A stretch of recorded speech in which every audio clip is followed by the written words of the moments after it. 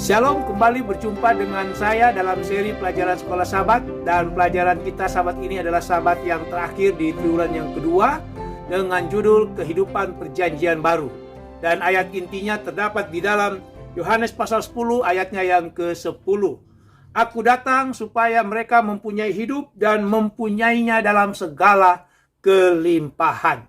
Saudara-saudaraku yang diberkati Tuhan, sepanjang triwulan ini kita mempelajari mengenai perjanjian yang secara mendasar menyatakan bahwa Allah sedang berkata, beginilah cara bagaimana aku menyelamatkan kamu dari dosa. Saudara-saudara, meskipun puncak dari janji perjanjian adalah kehidupan kekal dalam dunia yang dijadikan baru, kita tidak perlu menunggunya untuk menikmati berkat perjanjian itu. Karena Tuhan peduli terhadap kehidupan kita sekarang ini. Tuhan menginginkan yang terbaik untuk kita sekarang ini. Saudara-saudaraku, perjanjian bukanlah satu kesepakatan di mana kita harus melakukan ini dan ini dan ini dan kemudian kita mendapatkan upahnya. Tetapi saudara-saudara, perjanjian itu oleh iman kita masuk ke dalam hubungan perjanjian yang dapat dinikmati di sini dan sekarang. Saudara-saudara, pelajaran kita Sabat ini adalah sekali lagi akhir dari rangkaian topik mengenai perjanjian yang memperhatikan beberapa berkat langsung sekarang ini dan juga beberapa janji yang datang dari kasih karunia Allah yang dicurahkan ke dalam hati kita. Karena setelah mendengar Allah mengetuk, kita membuka pintu. Saudara-saudara, tentu saja ada lebih banyak berkat daripada apa yang dapat kita singgung di dalam pelajaran ini. Dan ini, saudara-saudara, barulah permulaan. Permulaan dari sesuatu yang tidak akan pernah berakhir tentunya. Baik, saudara-saudara, sebelum saya melanjutkan pelajaran kita, mari kita tunduk kepala, kita berdoa.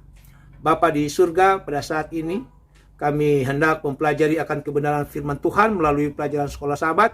Oleh karena itu Tuhan, kami sangat membutuhkan pertolongan-Mu Tuhan melalui urapan kuasa Roh-Mu yang kudus, sehingga kami boleh dapat mengerti maksud Tuhan melalui pelajaran Sekolah Sabat ini. Berkati hamba-Mu, memberkati juga para pemirsa yang menyaksikan tayangan video ini. Terima kasih Bapa, di dalam nama Tuhan Yesus. Amin. Pelajaran yang pertama, pelajaran hari Minggu dengan judul Sukacita. 1 Yohanes 1 ayat yang keempat mengatakan, dari semuanya ini kami tuliskan kepada kamu supaya sukacita kami menjadi sempurna. Saudara-saudara, Rasul Yohanes dalam ayat ini mengekspresikan apa yang harus menjadi satu keuntungan besar untuk kita miliki sebagai umat perjanjian, yaitu janji sukacita. Sebagai umat Tuhan, kita dianjurkan untuk tidak berjalan dengan perasaan, karena iman bukanlah perasaan. Dan kita perlu melampaui perasaan-perasaan kita. Tetapi saudara-saudaraku, pada saat yang sama, kita bukanlah manusia jika kita tidak mempunyai perasaan. Jika kita bukan makhluk yang berperasaan, yang memiliki emosi dan juga suasana hati. Saudara-saudara, kita tidak dapat menyangkal perasaan kita. Apa yang kita perlukan, yang kita perlu lakukan sehubungan dengan perasaan itu adalah memberikan peran yang pantas. Dan juga sedapat mungkin kita dapat mengontrol perasaan kita. Karena menolak perasaan adalah menolak apa artinya menjadi manusia. Dan sesungguhnya saudara-saudaraku, seperti yang dikatakan ayat kita pada pelajaran yang pertama ini, 1 Yohanes 1 ayat yang keempat, kita harus memiliki perasaan juga. Tetapi dalam hal ini yaitu perasaan sukacita. Tetapi perasaan sukacita itu adalah perasaan sukacita yang harus penuh. Saudara-saudaraku, Rasul Yohanes adalah salah satu dari 12 murid yang pertama. Dari awal 3,5 tahun pelayanan Yesus, Rasul Yohanes adalah saksi dari beberapa hal yang paling menakjubkan daripada Tuhan Yesus. Di antaranya, Yohanes berada di kayu salib. Yohanes juga berada di Taman Getsemani. Dan Yohanes juga ada pada waktu Yesus dimuliakan. Jadi sebagai saksi mata, tentu saja Rasul Yohanes sangat pantas berbicara mengenai topik sukacita ini. Tetapi saudara perhatikan bahwa penekanan sukacita daripada Rasul Yohanes bukan atas dirinya sendiri, tetapi pada apa yang Yesus telah lakukan untuk murid-murid agar mereka dapat memiliki persekutuan. Bukan hanya persekutuan dengan satu dengan yang lain, tetapi juga persekutuan dengan Allah sendiri. Saudara-saudaraku, Yesus telah membuka jalan bagi kita untuk masuk ke dalam persekutuan dengan Allah. Dan inilah sukacita hasil dari persekutuan dengan Allah. Jadi saudara-saudaraku, dalam ayat ini Rasul Yohanes ingin kita tahu bahwa apa yang kita telah dengar tentang Yesus adalah benar. Bahwa kita juga dapat masuk ke dalam satu hubungan sukacita dengan Bapa surgawi kita yang mencintai kita dan menyerahkan dirinya sendiri melalui Yesus bagi saudara dan saya. Jadi saudara-saudaraku, 1 Yohanes 1 ayat 4 adalah kesaksian pribadi Rasul Yohanes mengenai hubungannya dengan Yesus. Satu hubungan yang penuh dengan sukacita. Pertanyaannya saudara-saudaraku, bagaimanakah kesaksian pribadi saudara dan saya tentang Yesus yang menolong menambah sukacita kita di dalam Tuhan? Pelajaran penting yang pertama saudara-saudaraku, sukacita yang bagaimanakah yang Rasul Yohanes maksudkan. Saudara-saudara, sukacita yang dimaksudkan Rasul Yohanes adalah sukacita pada apa yang Allah telah buat bagi kita melalui Tuhan kita Yesus Kristus. Pelajaran yang kedua, pelajaran hari Senin dengan judul bebas dari rasa bersalah. Roma pasal 8 ayat 1 dan ayatnya yang keempat mengatakan, demikianlah sekarang tidak ada penghukuman bagi mereka yang ada di dalam Kristus. Tidak ada penghukuman bagi mereka yang ada di dalam Kristus. Bagaimana orang yang ada di dalam Kristus Yesus? Ayat 4 mengatakan, yang tidak hidup menurut daging, tapi hidup menurut roh. Saudara-saudara, satu kali seorang wanita muda dibunuh secara brutal dan pembunuhnya tidak diketahui. Lalu polisi membuat perangkap dengan menempatkan satu mikrofon tersembunyi di dalam kubur daripada perempuan muda yang dibunuh itu. Satu malam setelah beberapa bulan sesudah kematian, seorang pria muda mendekati kubur itu, berlutut dan menangis meminta pengampunan daripada wanita yang ia telah bunuh. Saudara-saudara, pertanyaannya adalah apa yang membuat pria itu ke kubur? Saudara-saudara, yang membuat pria itu ke kubur oleh karena dia merasa bersalah. Saudara-saudaraku, meskipun kita tidak melakukan tindakan buruk seperti yang dibuat oleh pria muda itu, tetapi kita semua telah melakukan perkara-perkara yang kita harap kita tidak lakukan. Dan kita bersyukur kepada Tuhan kita Yesus Kristus, darah perjanjian baru itu. Karena olehnya tak seorang pun dari kita harus hidup di bawah stigma rasa bersalah. Karena menurut ayat ini, Roma 8 ayat 1 dan 4, tidak ada penghukuman terhadap kita yang hidup menurut daging, tapi hidup menurut roh. Kenapa? Karena hakim utama kita telah memperhitungkan kita tidak bersalah. Hakim utama memperhitungkan kita ini seolah-olah kita tidak melakukan perkara-perkara yang membuat kita merasa bersalah. Saudara-saudaraku, satu dari janji terbesar untuk hidup di dalam hubungan perjanjian dengan Tuhan adalah bahwa kita tidak perlu lagi hidup di bawah beban rasa bersalah. Kenapa? Sekali lagi, oleh karena darah perjanjian, kita memilih untuk masuk ke dalam hubungan perjanjian dengan Allah. Oleh karena darah perjanjian, kita memilih untuk tinggal di dalamnya, di dalam Yesus, dengan syarat iman, pertobatan, dan juga penurutan. Dengan iman, pertobatan, dan penurutan ini, sehingga beban rasa bersalah kita boleh Tuhan Yesus angkat.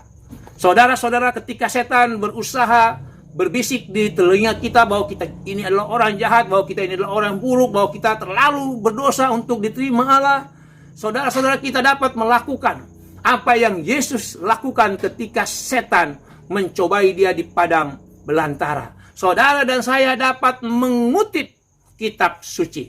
Dan salah satu dari antara ayat-ayat yang terbaik untuk dikutip adalah Roma pasal 8 ayatnya yang pertama. Saudara-saudara, ini bukan berarti kita mau menyangkal kenyataan dosa dalam hidup kita. Ini berarti bahwa karena hubungan perjanjian yang kita miliki dengan Tuhan, kita tidak lagi hidup di bawah beban, di bawah hukuman karena dosa. Karena Yesus telah membayar hukuman bagi kita, dan sekarang Yesus berdiri di hadapan Bapa, mempersembahkan kebenarannya sebagai ganti dosa-dosa saudara dan saya. Pelajaran penting yang kedua, pelajaran penting hari Senin, mengapa kita bisa bebas dari rasa bersalah. Saudara-saudaraku, kita bisa bebas dari rasa bersalah karena darah Yesus telah membayar hukuman bagi kita, dan dengan darahnya Yesus mempersembahkan kebenarannya sebagai ganti dosa-dosa kita. Pelajaran yang ketiga, pelajaran hari Selasa dengan judul Perjanjian Baru dan juga Hati Baru. Efesus pasal 3 ayat 17 sampai ayat yang ke-19. Di situ dikatakan, sehingga oleh imanmu Kristus diam di dalam hatimu, dan kamu berakar serta berdasar dalam kasih. Aku berdoa, Rasul Paulus berdoa, supaya saudara dan saya bersama-sama dengan segala orang kudus dapat memahami betapa lebarnya dan panjangnya dan tingginya dan dalamnya kasih Kristus, dan dapat mengenal kasih itu sekalipun kasih melampaui segala pengetahuan. Aku berdoa, Rasul Paulus berdoa, supaya saudara dan saya dipenuhi di dalam seluruh kepenuhan Allah.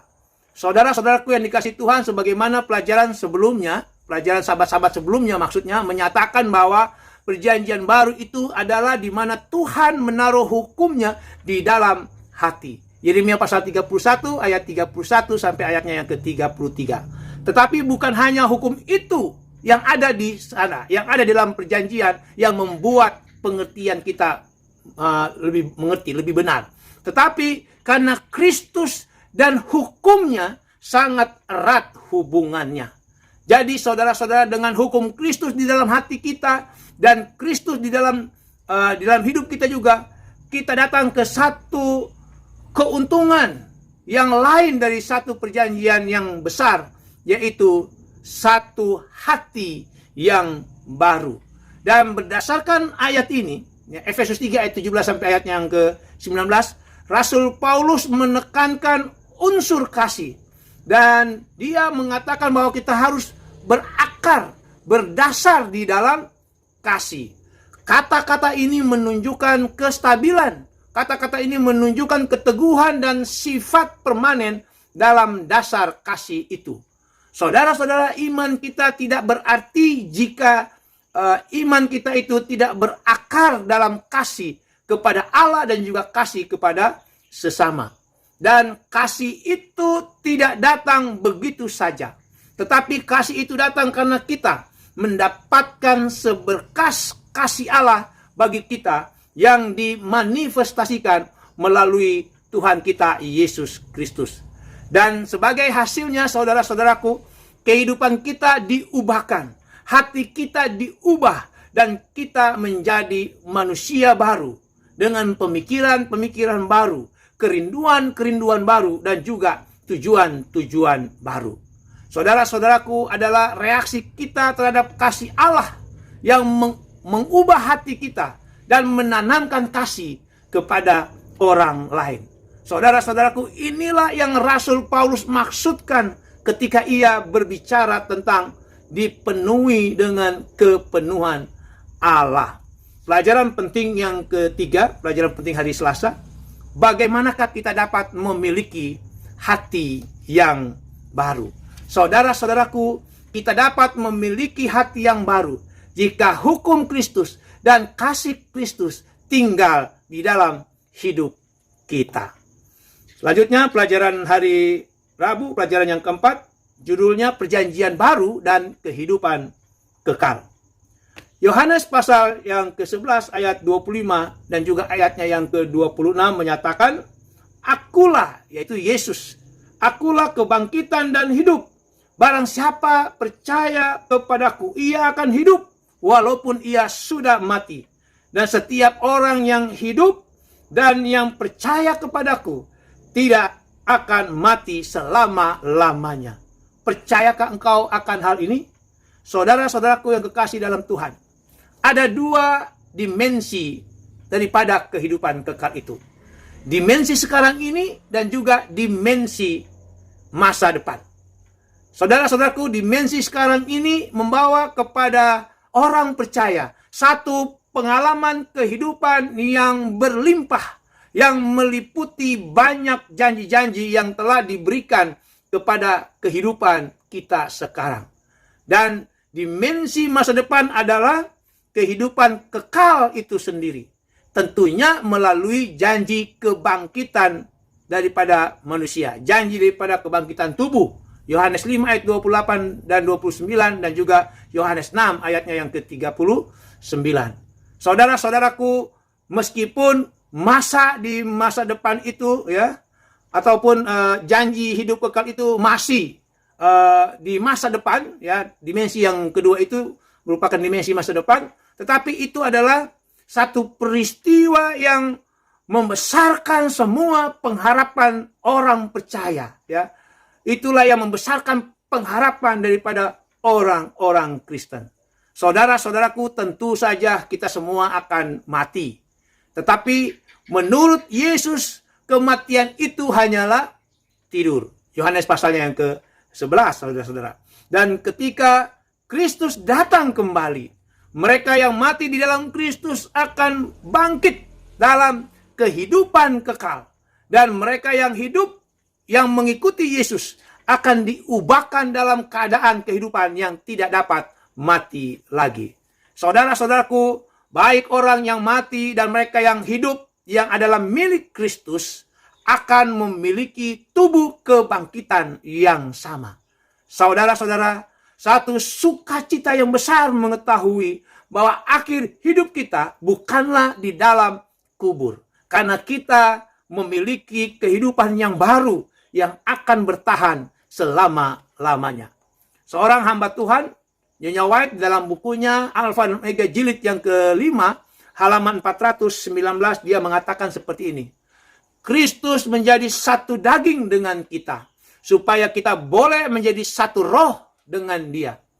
Karena hubungan inilah kita akan keluar dari kubur.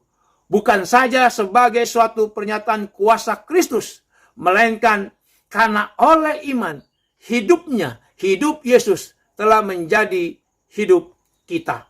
Mereka yang melihat Kristus dalam tabiatnya yang benar, serta menerima Kristus di dalam hati, mereka mempunyai hidup kekal. Dengan perantaraan Roh Kuduslah, Kristus tinggal di dalam kita, dan Roh Allah yang diterima di dalam hati oleh iman menjadi permulaan hidup yang kekal. Saudara-saudaraku yang kekasih dalam Tuhan, pelajaran penting yang keempat, pelajaran hari Rabu. Apakah yang dimaksud dengan kehidupan kekal itu? Saudara-saudaraku, kehidupan kekal itu tadi kita sudah belajar ada dua dimensi. Jadi kehidupan kekal itu adalah pengalaman kehidupan yang berlimpah dari orang percaya atas janji-janji Allah sekarang ini. Ini yang dimensi yang pertama. Lalu yang dimensi kedua dikatakan kehidupan kekal itu adalah kehidupan kekal itu sendiri melalui janji kebangkitan tubuh waktu Yesus datang kembali. Pelajaran yang terakhir, pelajaran hari Kamis dengan judul Perjanjian Baru dan Misi. Matius 28 ayat 19 dan ayatnya yang ke-20. Ini satu ayat yang sangat familiar buat kita semua. Di situ dikatakan, karena itu pergilah, jadikanlah semua bangsa muridku, dan baptiskanlah mereka dalam nama Bapa dan Anak dan Roh Kudus. Dan ajarlah mereka melakukan segala sesuatu yang telah kuperintahkan kepadamu. Dan ketahuilah, aku Allah menyertai kamu senantiasa sampai kepada akhir zaman.